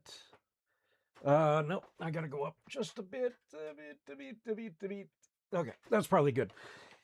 Anyway, the king raised the taxes. I believe this was in Britain at the time. Had risen them exponentially, and the peasants couldn't afford any more taxes. It was too much of a burden. They were dying. They couldn't afford anything, right? So they were paying through the nose. They couldn't afford to pay anymore, and once again, the king raised the taxes, right? So because the peasants couldn't pay anymore, because the people would come to collect the taxes, the soldiers would come to collect the tax in all of the towns. So what the peasants did is they hid their money, or whatever constituted that, under their women's dresses, under their wives and daughters' dresses, so that when the soldiers showed up, they wouldn't find the money, or whatever. Well, the soldiers come to this one town, and they somehow find out or figure out that they're holding the taxes underneath the women's dresses. So one of the soldiers puts his hand up underneath the woman's dress, and her husband comes over and cuts the guy's arm off. That one act sparked an entire revolution in which ultimately the king capitulated and didn't raise the tax. But that event, which no one could predict, was the catalyst for a full-on revolution. So we don't know where it's going to come from. We don't know who is going to be that husband, metaphorically, right? But what we do know is that we try, and we continue in the struggle, right? I mean, this is July 1st. Anything that anybody can do is worth their time doing. We can, on July 2nd, should we create some sort of win for us here, we can go back to our Netflix. We can go back to sitting on our couch and cooking on our stove and watching a movie. But I think until then, we really have to determine that we're going to do something, and that thing has to be effective. Because come July 2nd, we may not have that couch or that stove to cook on anymore. And although that might sound harsh and it might sound hyperbolic, it's not. It's the truth. And nobody wants that. 80,000 people don't deserve that. As a matter of fact, the 80,000 on Aish deserve more than they're already getting. But what we need to do is make sure that this is at least stalled, right?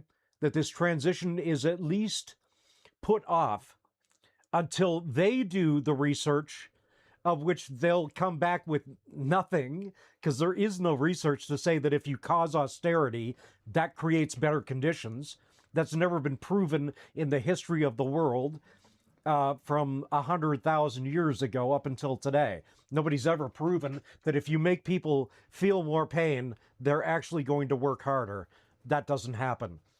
And we have world wars that also prove that, right? So what we want to do is postpone, if that's the best we can do, postpone this transition. And then from there, we can argue, fuss, and fight about the minutia, about the detail, right? And that's what, so that's really our goal, right? Is to get them to say, okay, we'll look into this, we'll hire doctors and blah, blah, blah. And once they do, of course, they'll come back with an analysis that proves them wrong, and there will never be a transition because there shouldn't be a transition. There never should have been one in the first place.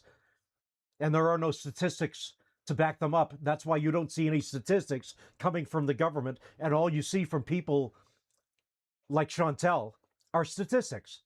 We have the statistics on our side. Everything proves our case. Everything. The government has nothing. They have no statistic. They don't have a cost effectiveness statistic. They don't have a psychological benefit statistic. They have nothing. There's no academics behind what they're doing, proving their case. And we have all of that.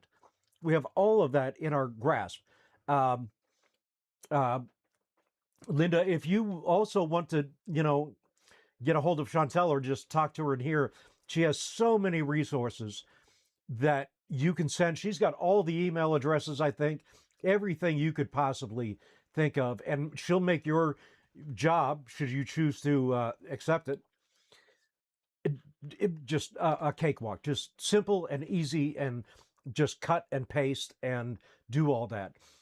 It's not in the genius of what is being written or has been written. It's just at this point, it's all volume, right? You just send, send, send, and we all send, send, send. We crash the server, and it becomes undeniable to them that they can't keep their head in the sand until July 2nd. They're going to have to raise up and give an account for themselves, and that's what we're doing. I feel like I've talked a lot. Does anyone have anything to say? I'm on here for you. My heart is for you. I'm curious if anybody, how you feel about this moment. I can tell you that I feel, I don't know, I'm a lot of things. I'm scared. I'm concerned. I'm frustrated. I'm angry.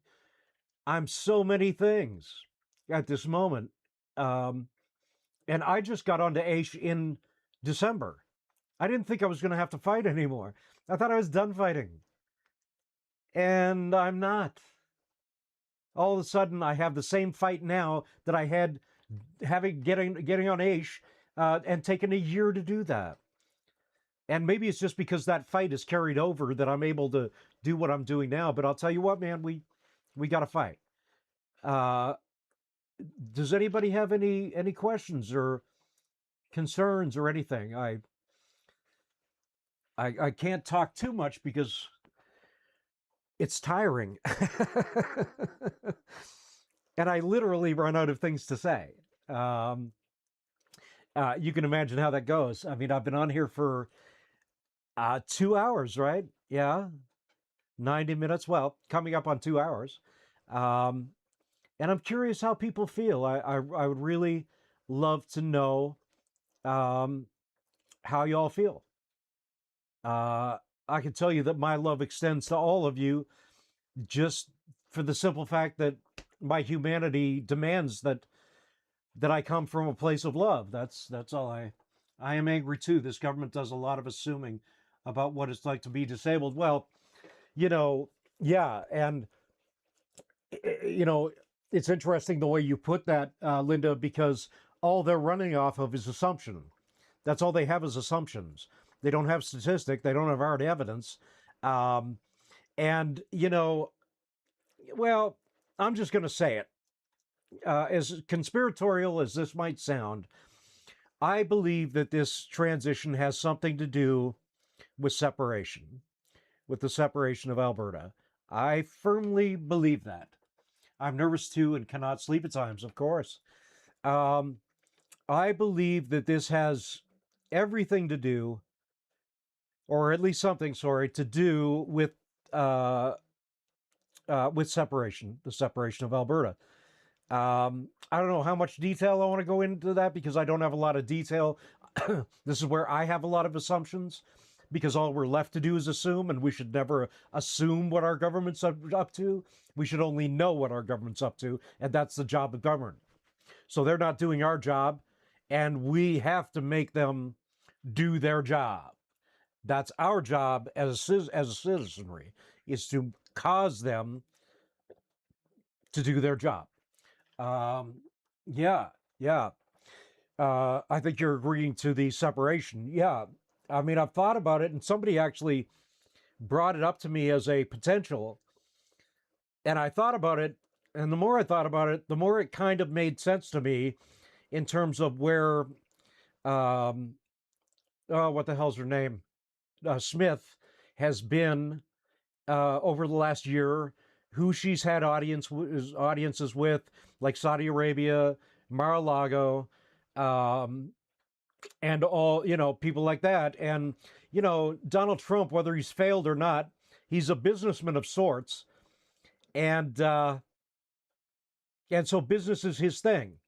I doubt Daniel Smith went to Mar-a-Lago and went golfing. I think Trump, I can only assume, this is only an assumption, but one is left to wonder if there wasn't a conversation about Alberta oil. I mean, why wouldn't there be? Really, right? And hey, we love your oil. We were never consulted on ADAP in the community, or the government would have. We were not consulted on ADAP as the community. Yeah, or the government would have posted the results. Of course, they never did because we were never consulted. They took a few people who I'm sure didn't know what they signed up for, and used them as some sort of observable metric of people that want to have a job. I'm sure they gave them lines to say. I'm sure it was all scripted and staged. None of it was real. I've seen the videos. It all looks like bullshit to me. I can tell you that. These people with Down syndrome, right? And they're saying, oh, I just want to work. I am sure they were led there and directed there. At least that's the way it seems to me to be the case. And if that is the case, what a bunch of sick fucks these people are to do that to these people. I mean, once again, minor assumption, but minor. And so if I get back to Donald Trump and that meeting, it doesn't stand to reason that they would have hung out at the 7-Eleven. They would have been having conversations. Donald Trump loves him a little bit of oil, and we've got it. And so I could not rule out, at least, the fact that that they would have had that conversation. That's all I can say. But it seems reasonable to me. I don't know if it's true, but it seems reasonable to assume something like that could happen. And why not, right? I mean, why not? So yeah, I agree. We were never consulted on it. Yeah, right. So I read that, or the government would have posted the results. Well, that's just it. I mean, Chantel and Linda, think about it, right? Like, there are no statistics about how many people wanted this transition, how many people, well, they just didn't do it. They didn't do any blanket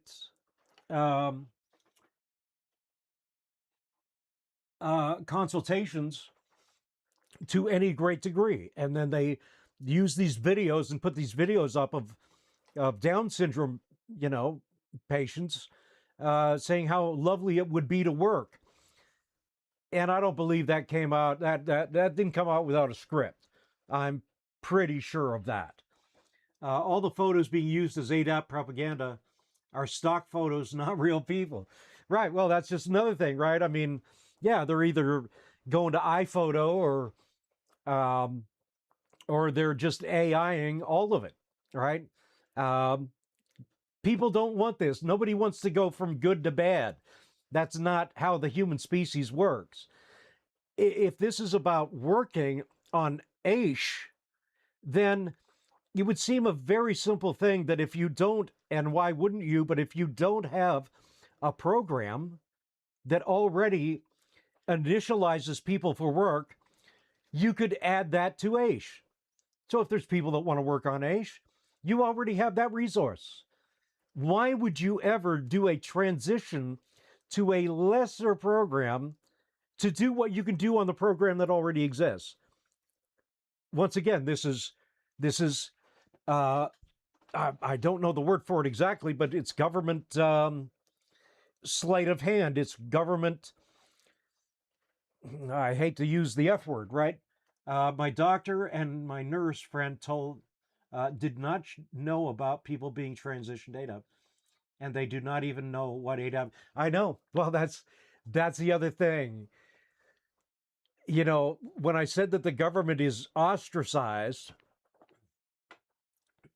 yeah, when I say that the government is ostracizing themselves, they don't want people to know this. They don't want the general public to know that there's any program, and because it wouldn't be good for them if there was public knowledge.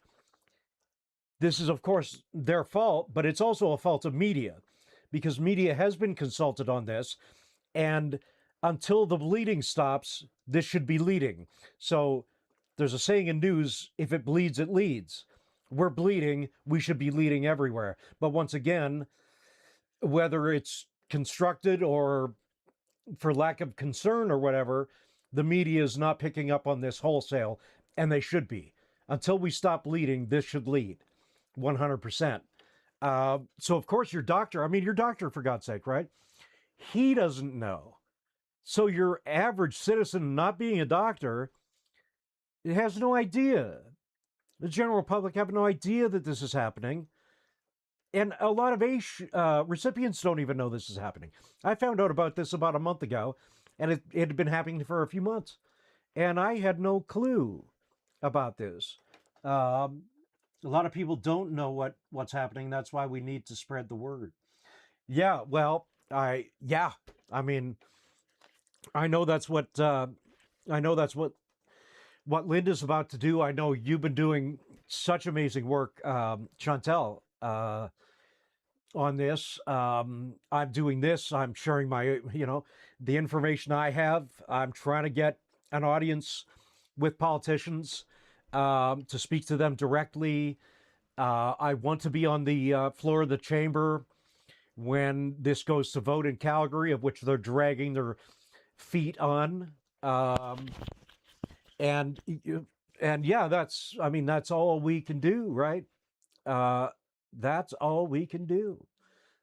We have to put the word out. That's really where all this leads. And what do I say? I mean, yeah. So what is that? 90 minutes, 30, 60, 90, 120. So yeah, I've been on here for an hour and a half. No, 2 hours, I think, right? Yeah, 2 hours, I think. Was I able to give uh, you some information, Linda in particular, but how do you feel about the podcast itself? Do you think this is necessary to do? I mean, I'm not getting a lot of hits, but I'm damn and determined to try. So I would like your feedback if you want to give it about this. I think it's part of the struggle. I don't know why people wouldn't anonymously come in here, just sit and watch and listen, get some information, maybe come out and want to act. I've been sending my full report series to outreach programs, community services, everything. Yeah. No, it's got to go everywhere. I just asked you that question Yes, I got good. Oh, okay, well, that's great, Linda. That's fantastic. I'm curious, uh, Chantel. Is there a way that you can send Linda, kind of just the easy, you know, here's 10 email addresses and here's the script kind of thing, make it easier on her? Is there any way to get her that information? Because it seems to me, Linda, that you want to engage somehow, and of course we all should be, not just the three of us watching right now, but everybody, right? Um, uh, yeah, Chantel, if you're in here, let me know if there's a way for you to send that information to Linda, um, without giving away the farm on here, right? Um, yeah, I'm glad you got some information, uh, Linda, and I hope you feel better in the sense that at least maybe you're not alone. I mean, we are all feeling this right now. We all have the same plight.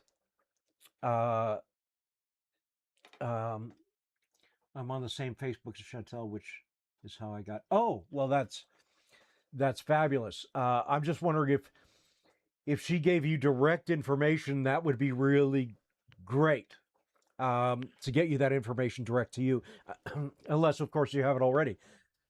um, but yeah, I mean, you're not alone in this. There are 4 people watching right now, and there are 80,000 more who are feeling the pain right along with you. I am certainly one of those. That's why I'm doing what I'm doing. Um, that's why I'm going to be downtown, and I'll say it again. I'm going to be downtown 3:30 to 4:30 tomorrow, Calgary, Central Library, room 310B, 3:30 to 4:30. And uh, the group is, yeah, we're going to be, tomorrow is sign making day. So we're going to be making signs. I went out today and bought some stuff. We're going to be making signs, really in your face stuff. Um, not friendly anything to the government. In your face. We're going to be doing that tomorrow between 3:30 and 4:30. Starting next week, we are going to protest twice a week outside of City Hall in Calgary. We plan on going to Edmonton and hooking up with our brothers and sisters up there, taking this to the street, taking it to the suite, taking it everywhere we can to ensure that on July 2nd we still have our livelihoods. You see, this is what it's all about, and it's not a joke. Uh, nobody's kidding around here. I can tell you the government ain't joking. So this is what we're doing. And so if you can make it out, anybody that can, I understand if people can't, but anybody that can, come out to the library, 3:30 to 4:30, downtown Calgary, tomorrow, room 310B, and we will be going hard and heavy, man. Um, they are all, okay, yep, email address are in the PDFs. Okay, Linda, I see that she has posted some information. Yeah, fantastic. Yeah, I mean, beautiful, Linda. And, I really appreciate you raising your voice and speaking up in the chat, telling us how you feel. It's important that we can hold emotional space for people too. I mean, we're all feeling the way you're feeling right now, but I still have enough in me to hold others' concerns. And this is a moment to hear everything we have to say, everything everyone has to say, and then to act accordingly. So I just want you to know I appreciate you. Thank you very much. There are 4 people watching right now. that would include Linda, Chantel, me, and one other person we don't know. Do you want to say hi? Uh, that fourth person? Do you want to chat and just say hello? Um, we're all on here talking right now. This is more of a chat space than it is just watching me, you know, uh, blabber for 4 hours. And I want to hear people's questions. I need to hear your questions so that I can give answers, right, to those questions. Um, and it makes for a long show. Now at 2 hours, if nobody asks me anything, I have some information, um, uh, and I shared a lot of that before. Well, an hour and a half ago. So it's really just been people talking. Um, uh, yeah, well, yeah. I mean, of course, Chantel, you'll be the first one to know. Trust me. And I'm hoping that I can put something together in Edmonton with like-minded people, and go directly to the legislature, and spend a couple hours uh, telling politicians how much they suck. Um, that's a joy in life. That's not a struggle for me, because we don't have the kind of government that can be praised. And anyone who does praise our government um, is playing sycophant to them. They certainly are less than self-respecting. Uh, we have to respect ourselves. And in order to do that, we're going to have to cast some aspersions on the people that are causing our demise, if you will. And so, yeah, I'm definitely looking at coming to Edmonton. We're going to start here. I actually just talked to a guy in the group yesterday who is asking all about going to Edmonton. What do we need to do? What does transport look like? These kind of things, right? So we're hard, we're hard at it. Uh, and I believe, a lot of the Ace pages are Edmonton pages. Um, and so I'm surprised that I don't have more than 4 people watching right now, um, because, well, there's 80,000 of us, right? So, uh, and I think Edmonton is a place where we can get a lot done. I mean, not only is the legislature there, but it seems to me, I've always appreciated Edmonton for one thing in particular, and that is that it is a blue collar city, um, that is less pretentious than this one. And people seem to spend their money more in that city than they do here. They're not as transient as people in Calgary, and and uh, artistically, in terms of their art and things like that, they just have a better scene going on. Um, that's what I've always felt from Edmonton, and I love it for that respect. I used to play Blues on White, I think it was called, um, on White Ave, right? And so, yeah, Edmonton has that. There's something about Edmontonians that have a drive, that have a passion that you see stripped out of Calgary. There's not that type of blood here. There's not that type of energy around here. Um, so yeah, you'll be the first one to know. Yeah, I don't know how much longer I'm going to keep this going if people aren't showing up. I know we have 4 watching right now. Are there any questions anyone has for me? Chantel is in here too, who is a wealth of information. Um, so if you have anything to ask, please go ahead. Uh, we'll be able to answer anything for the most part. So I'll leave that open to you for a minute. Otherwise, I might sign off. If you haven't shared or liked or subscribed, I would love it if you would do that to my channel. That way, you'll know when I'm on Thursday and Friday. I'm off tomorrow because I'm downtown, but I'm doing this 4 days a week, Monday, Tuesday, Thursday, Friday. And if you subscribe to my channel, you'll be notified. Of course, I'm not asking for any money here. We're all asking for money, and nor would I ever even contemplate that. But if you could subscribe to the channel, I would appreciate that.